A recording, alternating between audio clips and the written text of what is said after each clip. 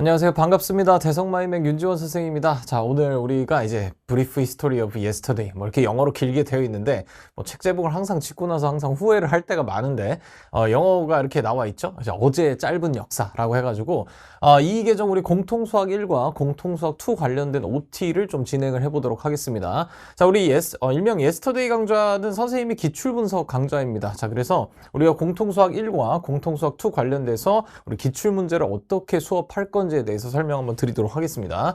자, 강의는 당연히 우리가 말씀드렸듯이 이 계정, 우리 계정교육과정 공통수학 1, 2고요.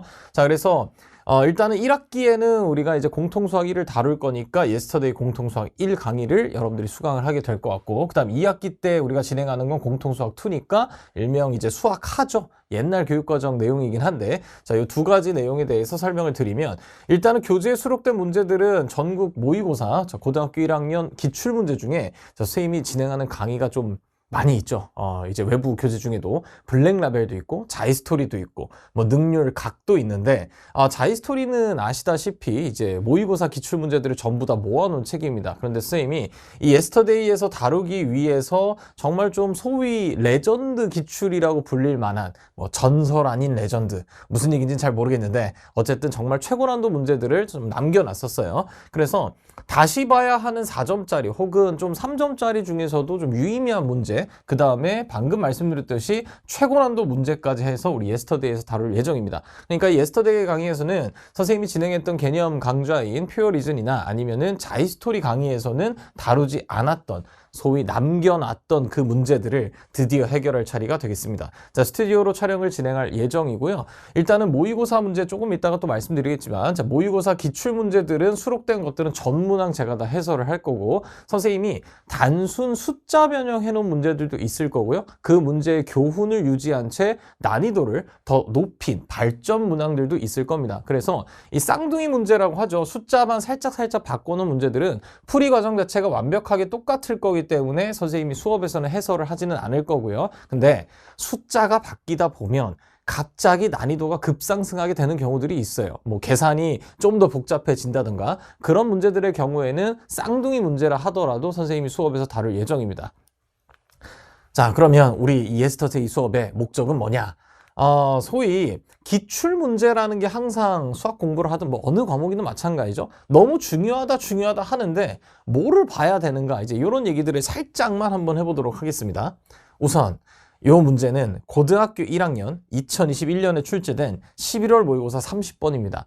보통 모의고사라고 하면은 30번이 가장 어려운 문제 중에 하나라고 볼 수 있을 거거든요. 물론 요새 수능에서는 뭐 30번이 또 살짝 쉽고 28번이 더 어렵든 뭐 이런 식으로 약간의 난이도가 문제를 따라가지 않는 경우들도 생기긴 하는데, 여러분들이 고등학교 1학년 때나 2학년 때는 여전히 30번이라고 한다면 소위 최고 난도 문제가 될 겁니다. 이 문제가 잘 안 보이실 가능성도 있을 것 같은데 살짝 한번 살펴보면 2차 함수가 지금 주어져 있고요. 이 정도는 뭐 그릴 수 있을 것 같아요. k-1부터 k+1까지 뭐 이런 어떤 범위가 주어져 있습니다. 두 칸 간격을 유지하면서 x 좌표가 움직인다고 생각하면 좋을 것 같아요. 그랬을 때 또 아니나 다를까 절대값 씌워놨네요. 이런 함수의 최대값을 gk라 하겠대요. 그런가 봐. 여기까지는 뭐 그냥 그대로 따라갈 수 있을 것 같은데, 이 gk가 10을 만족시키는 실수 k의 최대값은 루트 10이다. 뭐 여기까지도 일반적인 것 같아요. 근데 이제 아래 문장을 보면 GK가 K는 B와 C에서 최소값을 갖는다고 주어진 문제입니다. 물론 우리가 이 시간에 이 문제를 풀 거는 아니지만 여러분들이 여기까지 읽었을 때 어떤 느낌이 들 거냐면, 아니 방금 최대값이라며. 다시 절대값 fx의 최대값이 GK인데 GK의 최소값을 구하라고 했고, 갑자기 그 최소값이 하나인데 B랑 C라는 서로 다른 장소에서 태어난대요. 그럼 이 말은 뭐 최대값의 최소값? 이것도 뭔 소리야 싶단 말이야. 근데 어쨌든 2차 함수와 어떤 적당한 범위 내에서 문제를 풀어놔야 될 겁니다. 그런데 옆에 있는 문제는 21번 문제고요. 이상하게 좀 수능이라고 쓰여있죠. 2024학년도 수능 21번입니다. 소위 이제 공통 영역이라고 해서 1번부터 22번까지는 이제 대수, 미적분일, 뭐 지금 교육과정으로는 수학 1과 수학 2가 출제되는데, 여러분들이 이제 대수와 미적분일에서 만나게 되는 문제가 될 거고요. 21번이라고 하면은 요새 참 말도 잘 만들어내서 준킬러라고 할까요?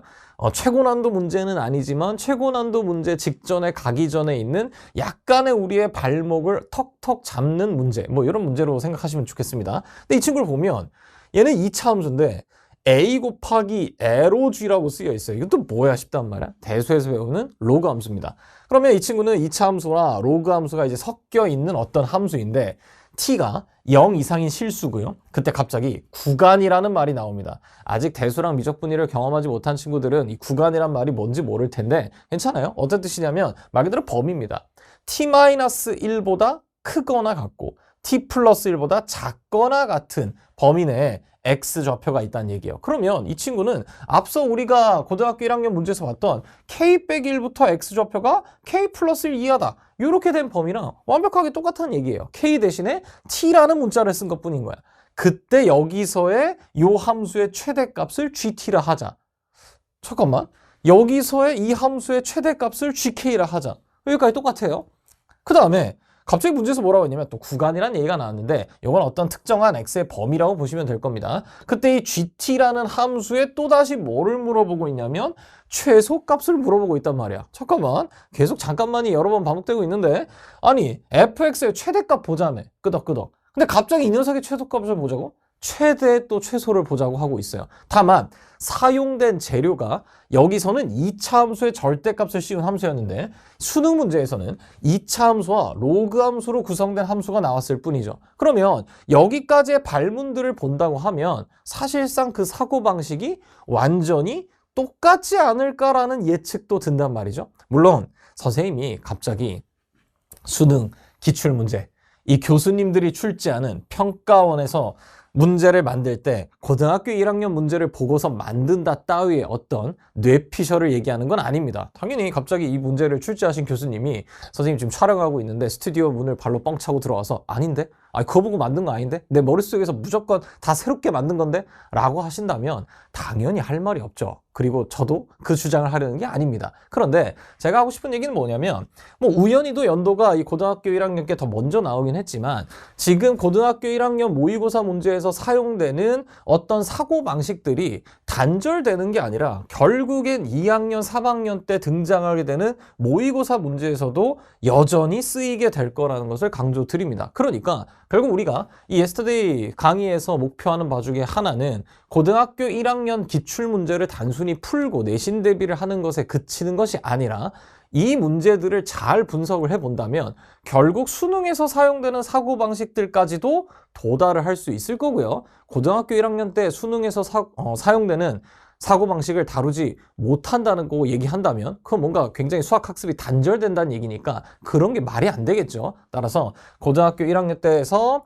사용되는 함수만 2차 함수나 좀 더 단순한 함수들이 쓰일 뿐 그 사고 방식 자체는 똑같기 때문에 그런 것들이 뭐가 있는지도 우리가 이 강의를 통해서 살펴볼 예정입니다. 그러니까 기출이 중요하다 하니까 이거를 여러 번 반복해서 풀어서 풀이 과정을 암기하고 그쵸, 암기 중요합니다. 이거 오해하면 안 됩니다. 암기할 정도로 숙달하고 체화시키는 건 너무너무 중요한데 그냥 무지성 암기하고 무슨 영어 단어 외우듯이 암기하고 그거는 아니란 얘기죠. 그래서 여기서 나오는 이 사고방식과 교훈들이 내년, 내후년에도 쓰일 수 있기 때문에 기출 분석을 어떻게 하는 것이 정말 제대로 된 분석인지를 경험해 보도록 하겠습니다. 아시겠죠?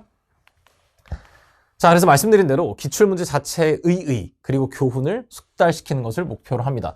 자, 그러다 보니까 선생님이 쌍둥이 변형 문제라고 해서 숫자만 단순히 바꾼 것들은 제가 해설했던 내용들과 그 과정, 계산 과정과 뭐 함정까지를 포함한 그 총체적인 과정 전체를 여러분들이 숙달시킬 수 있도록 연습해 주시면 좋을 것 같아요.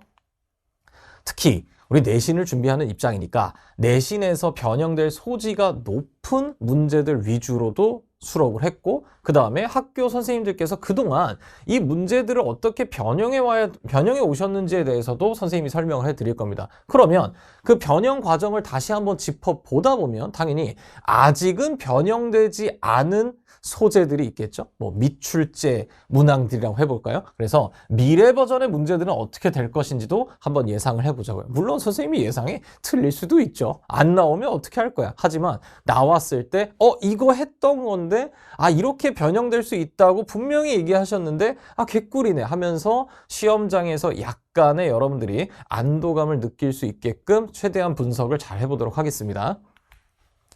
자, 그러면 이 강의는 결국 우리 직전 보충이라고 하죠. 이제 중간고사 보기 한 2주 전, 한 20일 전 정도에 선생님이 이제 투마로우 강좌라고 해서 지금은 yesterday입니다. 어제의 짧은 역사. 근데 미래, 내일의 짧은 역사라고 해서 실전 테스트를 선생님이 이제 내신 대비 차원에서 강의를 만들 거예요. 그때도 여러분들이 지금 yesterday에서 같이 공부했던 기출 문제들을 더 많이 변형할 수도 있을 거고요. 아니면 또다시 단순 변형할 수도 있을 텐데 학교 시험지에서 어떤 식으로 등장할 수 있는지 실전 모의고사에서 다룰 예정이니까 그때 이 교재랑 같이 또 연계해서 학습해 주시면 훨씬 더 좋겠습니다. 자, 그래서 강의는 일단 단원별로 구성되어 있습니다. 일반적인 교재들처럼 다항식의 연산부터 시작해서 항등식과 나머지 정리, 2차 함수와 2차 방식 이런 식으로 해서 순차적으로 구성이 될 거고요. 자, 수록된 문제들은 필수적인 모의기출이라고 해서 고등학교 1학년 모의고사 문제들 중에 어려운 3점 혹은 좀 유의미한 3점과 그 다음에 그렇게까지 어렵지 않은 4점짜리들이 모여있는 원본 문항들이 있을 겁니다. 그리고 그 원본 문항 옆에는 트윈스라고 해서 쌍둥이 숫자 변형된 문제들이 있을 거예요. 그 다음에 각 단원마다 레전드 기출분석이라고 해서 그 단원에 나왔던 기출문제 중에 가장 어려웠던 문제 혹은 그렇게까지는 어렵지 않더라도 이거는 변형하면 끝도 없겠는데 싶은 아주 좋은 문제들을 따로 선별을 했고요. 그래서 이 레전드 기출분석의 경우에는 쌍둥이 변형 문제도 있을 거고 투마로우라고 해서 훨씬 더 발전된 문항들도 수록되어 있을 겁니다. 그래서 선생님이 해설할 때는 이 투마로우 문제들 같은 경우에는 전부 다 해설을 할 거고요. 아까도 말씀드렸듯이 이런 쌍둥이 문제들의 경우에는 주요 문제들만 조금 이 친구들은 숫자가 변형됐음에도 불구하고 이거 학생들이 좀 어렵겠다 싶은 것들은 선생님이 꼭 다룰 예정입니다. 자, 그래서 기출문제 전문항 해설할 거고요. 트윈스는 일부만 선생님이 선별할 거고, 그 다음 투마로우의 경우에는 발전 변형된 문제니까 전부 다 해설을 하도록 하겠습니다. 그래서 여러분들이 겉보기에 이 투마로우 같은 경우에는 이게 변형이라고 했는데 원본 문항하고 아예 다른데요, 선생님? 이거 사기 아닙니까? 아예 새로운 문제 주신 거 아닌가요? 이렇게 느껴질 법하게 원본 문항과 그 차이를 많이 드러내는 문제들도 가끔 있습니다. 하지만 이 투마로우 문제들을 뜯어다 보면 그래서 선생님께서 이 부분을 가지고 와서 특히 교훈 중에서도 이 교훈을 우리한테 더 연습시키고자 문제를 만드셨구나. 이렇게 생각하시면 좋을 것 같아요. 자, 그래서 여러분들이 이렇게 좀 3개의 세트로 구성된다는 걸 명심해 주시면 좋겠습니다. 자, 그럼 이제 학습 방법. 어떻게 강의를 수강할 것이냐. 첫 번째, 기출문제 원본 문항을 당연히 스스로 풀고요. 채점하고 해설지를 통해서 여러분들이 스스로 각자 풀었던 풀이들을 다시 한번 관찰하고 수업 듣기 전까지 어떤 준비를 해주시면 좋을 것 같습니다. 자, 해설지 같은 경우에는 제가 교재에 수록하지 않았기 때문에 사이트에 공지사항에 올려드릴 거니까 그걸 확인해 주시면 좋을 것 같고요. 자, 그러면 이제 강의 영상을 통해서 해설을 당연히 확인하셔야겠죠? 그 다음에 이제 비교하고 본인이 풀었던 거랑 선생님이 풀었던 걸 비교하면서 필기를 하거나 중요 지점에 대한 메모를 꼭 열심히 해주셔서 이제 복습을 준비해 주시면 좋겠습니다. 자, 그런데 이제 여러분들이 이런 질문을 할 수도 있을 것 같아요. 트윈스 어디 갔냐? 그 다음 투마로우 어디 갔냐? 일단은 기출문제 원본 문항은 풀고 와야 될 거 아니야. 그치? 자, 그래서 원본 문항 풀고 나서 강의를 수강하고요. 그 다음에 세 번째로 이제 쌍둥이 숫자 변형 문제를 스스로 도전해 주시고 공부를 해주시면 좋겠습니다. 역시 해설지는 선생님이 공지사항으로 올려드릴 거고요. 다만 이 트윈스 문항, 이 쌍둥이 문항을 언제 풀 거냐에 대한 시점에 대해서도 또 궁금증이 생길 것 같아요. 그러면은 원본 문항 풀고 나서 강의 듣고 나 좀 복습된 것 같아 해서 바로 쌍둥이 문항으로 가셔도 되고요. 아니면은 순차적으로 일단은 각 단원별 기출문제 원본 문항부터 정리하고 그러면은 지금 우리 시점이 아마 한 4월쯤이 되겠죠. 4월 첫 주쯤에 내가 중간고사 시험 범위까지는 다 끝났어, 학습이. 그럼 굳이 완강할 필요가 없겠죠. 시험 대비를 먼저 하는 게 중요하니까. 그럼 뒤쪽 단원들은 중간고사가 끝나고 나서 수강할 수도 있겠으니 일단은 중간고사 범위에 해당하는 기출문제 원본 문항들을 먼저 쭉 풀고, 그러면 이제 총체적으로 복습하는 과정 중에 뭐 4월 첫째 주 정도의 트윈스 문제들을 푸는 것도 한 방법이 되겠습니다. 선생님, 저는 지금 당장 시험을 보는 게 아니기 때문에 그냥 쭉쭉 가고 싶습니다. 제가 제대로 이해했는지 바로 확인하고 싶어요. 그럼 바로 푸셔도 상관없습니다. 그래서 이 쌍둥이 변형 문제 관련해서는 그 풀이의 순서나 학습 시점은 여러분들이 자발적으로 선택해 주시면 될 것 같고요. 학습 스케줄에 맞춰서 진행해 주시면 되겠습니다. 아니면 좀 고민된다 싶으면 Q&A 게시판에 상담글을 올려주시면 좋겠습니다.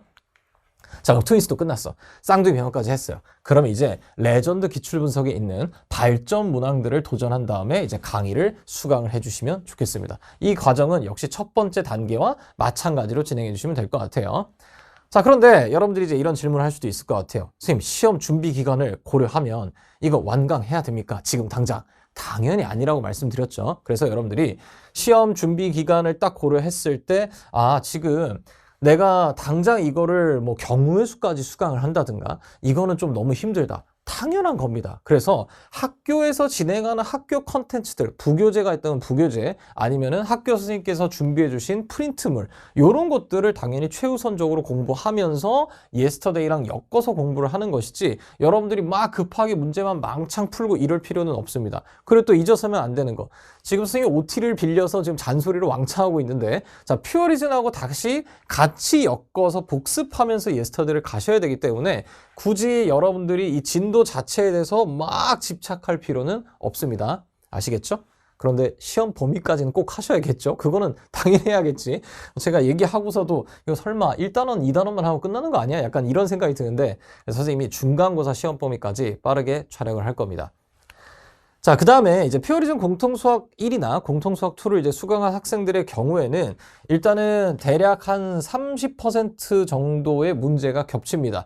퓨어리즘에서도 개념을 처음 배웠다 하더라도 그 개념을 잘 드러낼 수 있는 기출문제를 선생님이 수록하다 보니 겹치는 문제들이 있을 거예요. 그래서 선생님이 사이트의 공지사항으로 퓨어리즘 문제와 예스터데이 문제가 겹치는 것들에 대해서는 다 번호를 매칭시켜서 올려드릴 겁니다. 그러면 그 부분들의 경우에서는 여러분들이 스킵하고서 퓨어리즘에서 배웠던 그 해설 그대로 여러분들이 공부를 해주셔도 좋을 것 같으니 효율적으로 수강을 하는 걸 권장드립니다. 그래서 선생님이 강좌마다 이제 문제마다 인덱스를 다 달아놓을 거니까 찾아서 수강할 수 있을 거고요. 자, 그런데 만약에 퓨어리즘 수강생들이 아닌 경우에는 예스터데이에서 처음 만났다면 당연히 모든 문제를 다 같이 공부를 해주셨으면 좋겠습니다. 이해되시겠죠?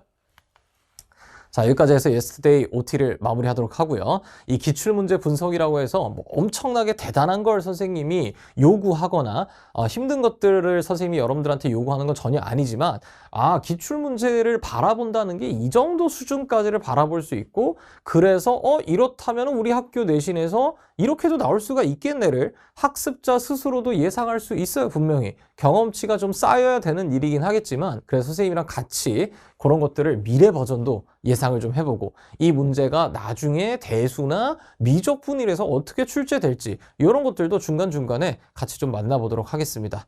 자, 어찌됐든 우리 예스터데이 본 강좌에서 만나도록 하고요. 자, 퓨어리즘에서 잘 쫓아와 주셨듯이 지금도 우리 같이 한번 열심히 한번 공부해 보도록 하겠습니다.